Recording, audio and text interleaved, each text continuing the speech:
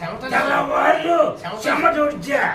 పైగా నా శమంతా వేస్ట్ అయిపోయింది. ఓరి దేవుడా, ఓరి దేవుడు. పైగా దీనికి హాస్పిటల్ అబార్షన్ అయితే డాక్టర్ అదని ఇదని లక్ష రూపాయలు బిల్ చేశాడు. ఇప్పుడు ఆ లక్ష రూపాయలు ఆ డబ్బు మీరు కట్టాలా? లేకపోతే నా కొడుకు తీసుకో, లేకపోతే ఆ శ్రావణ్ మంత్రాలు గారిని ఆ కొన్నిడు సీన్ని ఇక్కడ అందరిని పెద్దలు తీసుకొచ్చి ఈ సంగతి చూసి మిమ్మల్ని పంచాయతీ పెట్టకపోతే నా పేరు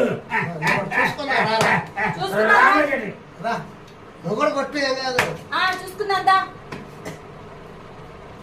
నువ్వు ఆగవే. నువ్వు ఒకదాని ఏందమ్మా అమ్మవారి తల్లి? ఏందమ్మో అమ్మవారి తల్లి? ఏంటి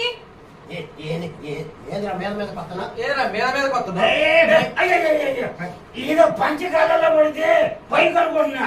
ఈ అన్ని డౌట్లే. నా పంచి నేను కాళ్ళలో పడితే పైకి అనుకుంటే తప్పంట. ఏం తల్లికి నా భార్య కడుపుపోతే నేను బాధపడలే.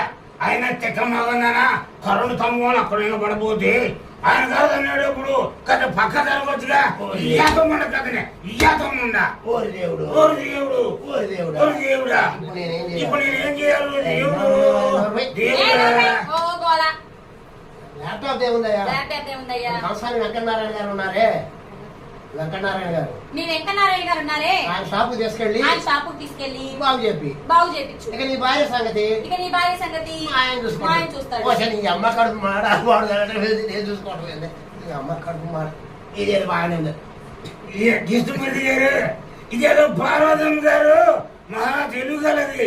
నేను ఏం చెయ్యాలని ఆలోచిస్తుంటే నాకు మంచి జ్ఞానోదయం అయ్యేటట్టు ఎట్లయితే తల్లి ఇదిగో ఎక్కడైతే నానా ఉద్దేశాలు ఎక్కడైతే సరిపోదు. ఇంటున్నారు కమ్మా.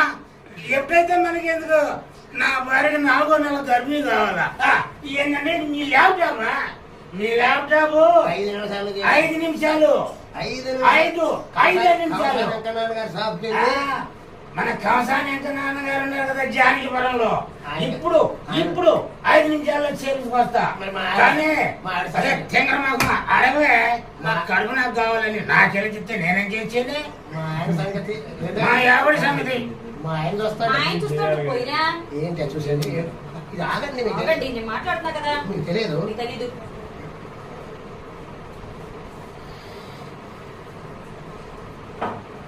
ఆ బుక్ అందులో ఉంటుంది, అది రాసింది. అదే ఒకసారి అంతా కన్ఫ్యూజ్ చేసి